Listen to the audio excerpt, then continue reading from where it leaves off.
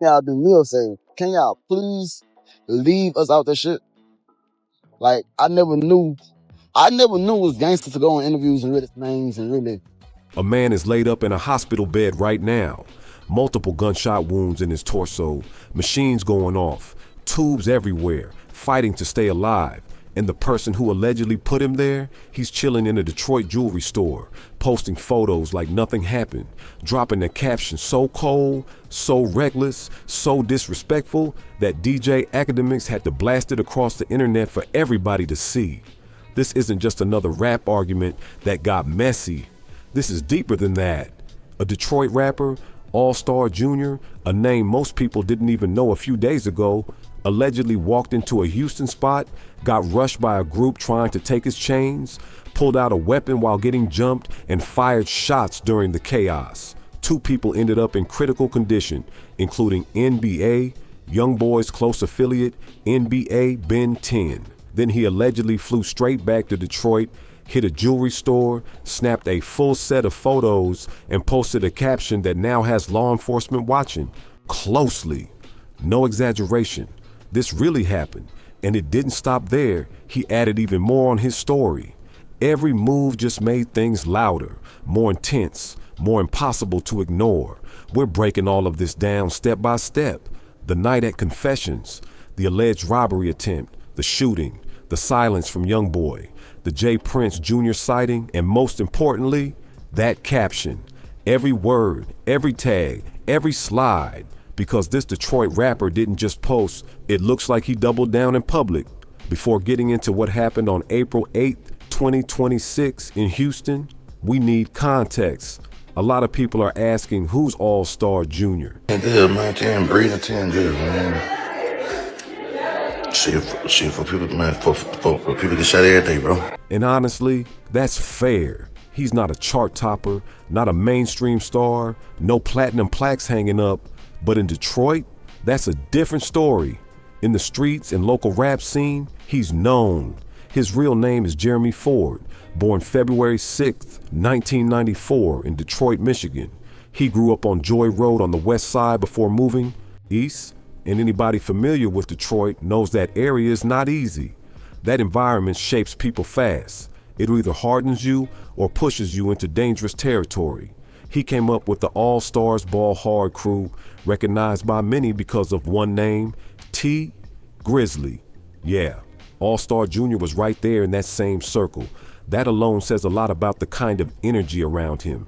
He also moved with All-Star Lee and All-Star Poe. This wasn't industry polish. This was street-rooted music culture. He dropped mixtapes like Get a Bag or Go Home, blowing extras, cases pending.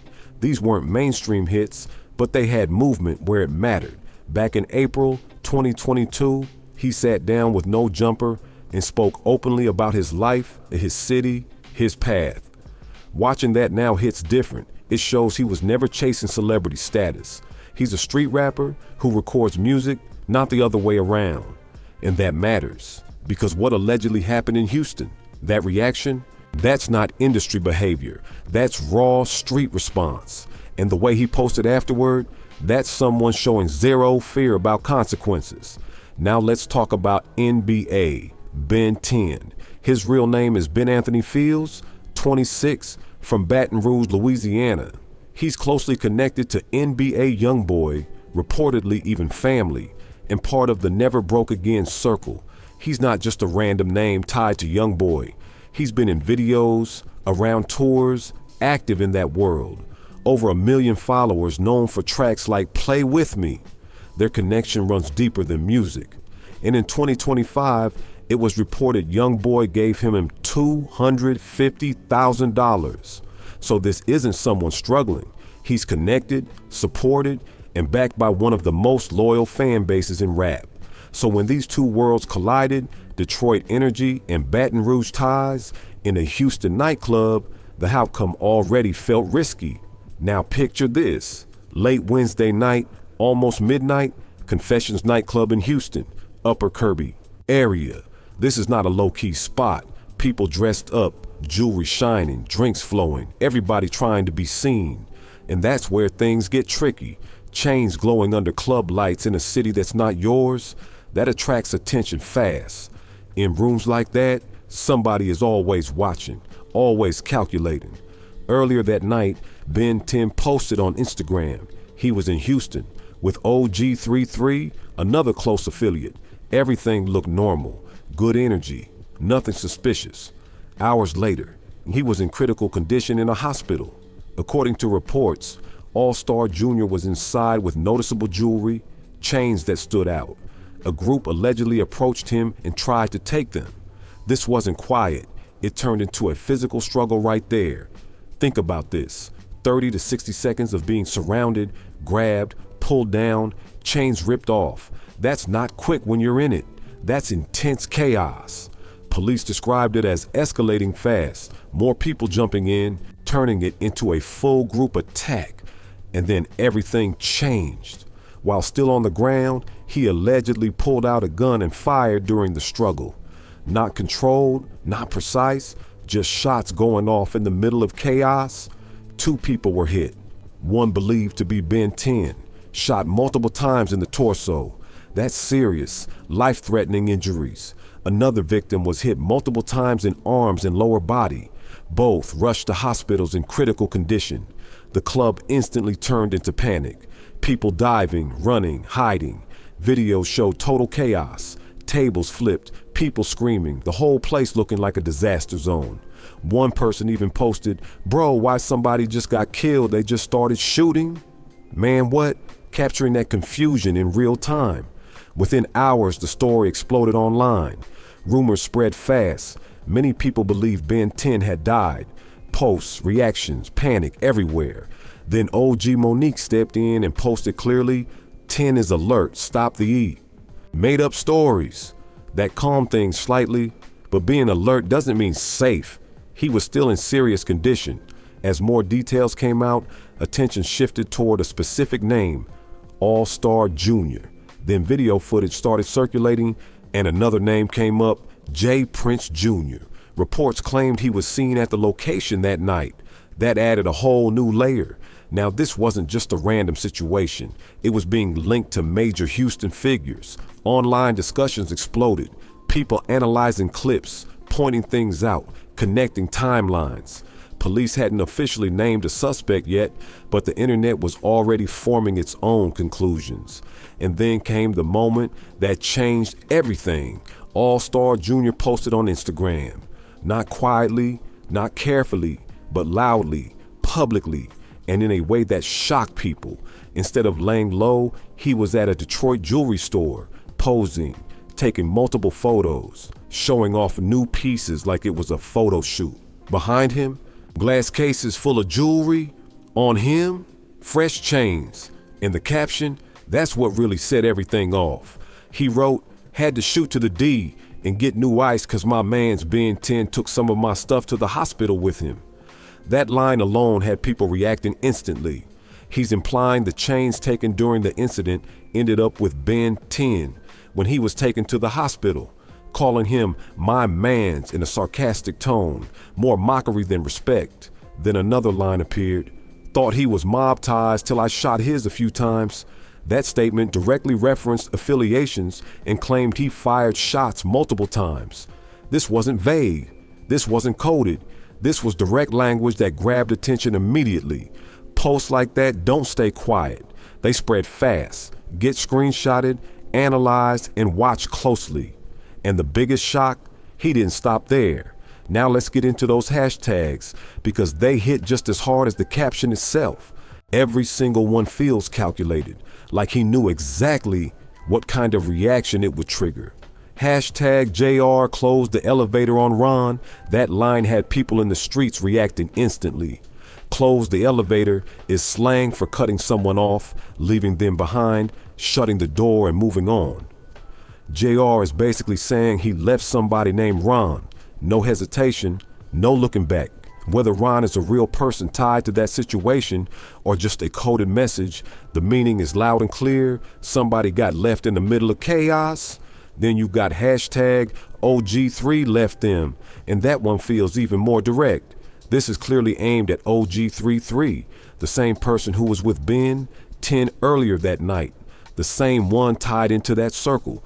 JR is putting a serious claim out there, saying when everything went down, OG33 didn't stand his ground. He left his people behind. That's not a small accusation. In street culture, saying someone ran when things got real can follow them forever. That's the kind of statement that sticks, whether it's true or not. And to put that out publicly like that, that's pressure. Then comes hashtag all that playing. That's the closer, and it hits like a final shot. All that playing basically means all that tough talk, all that acting bold, all that image. It didn't mean anything when it mattered. He's saying the energy brought into that situation wasn't real. It was all talk, and it ended badly. And just when people thought that was enough, he added a story on top of it. Not backing off, not correcting anything, just doubling down, making it clear this wasn't accidental, not a mistake, not something he wanted to take back. He stood on it. Think about that for a second. This was posted while there was still an active investigation, before police even officially named a suspect. Cameras everywhere, attention building, and he still chose to go public like that. That's either extreme confidence or serious recklessness, maybe both at the same time. Now let's talk about the fallout, because this situation goes way beyond just two names. NB, Youngboy, one of the biggest and most influential artists out, has stayed completely silent. No posts, no tweets, no reactions at all. Some people see that as strange, but others understand exactly what that means. Silence, in a moment like this, isn't random. It can be strategic.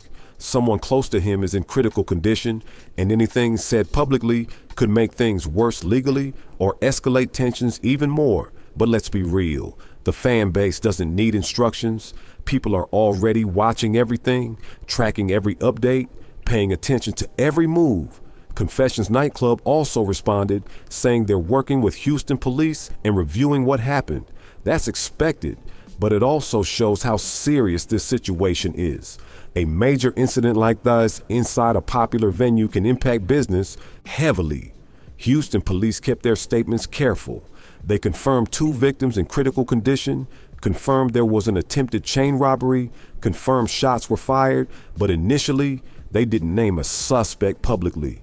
They mentioned video evidence, witnesses, and an ongoing investigation, but then that Instagram post dropped and everything changed. Once DJ Academics shared it, it spread fast. Now it wasn't just local news. It became a national story overnight. Major platforms started covering it. Clips started circulating everywhere, and the caption became the center of attention. Every word from that post, saved, screenshotted, reposted, analyzed. That kind of visibility matters, especially when an investigation is still active. Let's be honest for a moment. When someone posts a line like, "till I shot his a few times" during an open case, that's not just social media noise. That kind of statement can be looked at very seriously in a legal context. There's a big difference between what may have happened inside that venue and what was said afterward online. One situation could involve self-defense. That's something courts evaluate carefully. But going online and making bold statements tied to that same situation, that adds a whole different layer. Public posts can shift how things are viewed. They can raise questions, create narratives, and complicate arguments that might otherwise be straightforward. And there's another layer people keep talking about, the J. Prince Jr. connection. J. Prince Sr. is a major figure in Houston, known across the industry. His mob ties organization carries weight, influence, and respect. So if J. Prince Jr. was actually present, and if anyone involved had even loose ties to that circle, this situation becomes much bigger than a random altercation. Now you're talking about connections, reputations, and influence that go beyond just one night. That changes how people look at everything. This isn't just about a moment. It's about who was there, who's connected, and what that could mean moving forward. And with all of that in play, every post, every word, every move gets magnified even more. Calling it out directly in his caption, "thought he was mob ties," that's basically him telling the world, I know exactly who I was dealing with, and I'm not intimidated by it.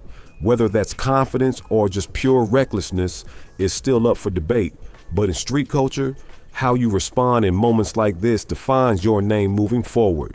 Right now, All-Star Jr. is being seen in a very specific light. Some people are calling him reckless. Others are calling him dangerous. Some even saying he made a huge mistake posting that.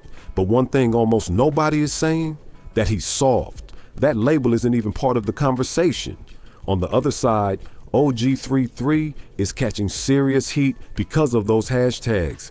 If there's any truth to the claim that he left people behind during that situation, that's a heavy accusation. In that world, being labeled as someone who didn't stand solid can stick with you for life.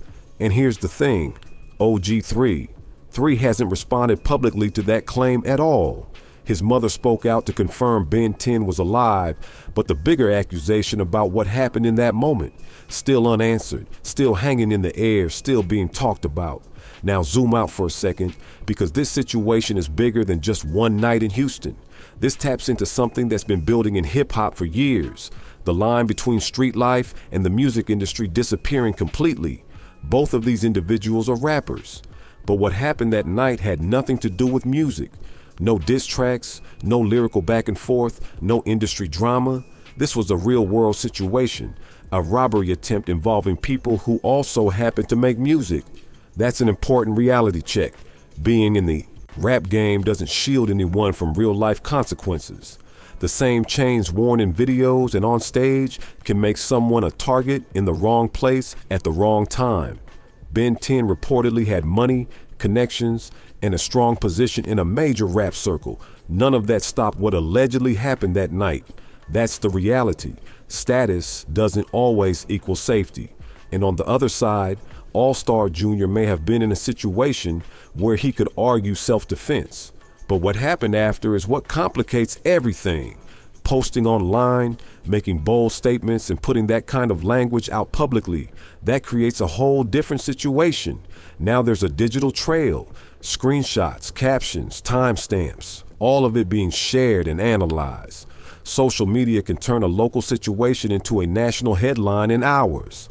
Years ago, something like this might have taken days or weeks to fully come out. Now, it's instant. Before everything was even cleared from that scene, people online already had names, theories, and breakdowns. And this wasn't accidental. That post didn't just happen randomly. It looked intentional, direct, and aimed at the audience watching in real time. That's someone speaking straight to the streets through social media. That kind of move raises a big question. Is it bold confidence or ignoring the risks completely? Either way, it grabbed attention instantly. Now the entire hip-hop space is watching closely, waiting to see what happens next. Does Ben 10 fully recover? Will there be any response from those connected to him? Will authorities take action based on what's being posted publicly? And what about the bigger names tied into the situation? Does anything come from that angle? Does OG33 eventually respond to those claims? Right now, there are more questions than answers. The situation is still active, people are still watching, and every move matters. One thing is clear, posts like that with that level of direct language during an ongoing situation don't happen often. It stands out immediately. Thought he was mob ties till I shot his a few times. That's not subtle, that's not hidden, that's direct wording attached to a public post with full visibility. And moments like this don't just disappear. They build momentum, they spark reactions, and they keep people locked in. So now it comes down to you. What do you think really happened here? Do you think that post made things worse? Or do you think it was just someone speaking their truth in the moment? Drop your thoughts in the comments and make sure you like, subscribe, and share so you don't miss what happens next, because this situation is still unfolding and it's definitely not over yet.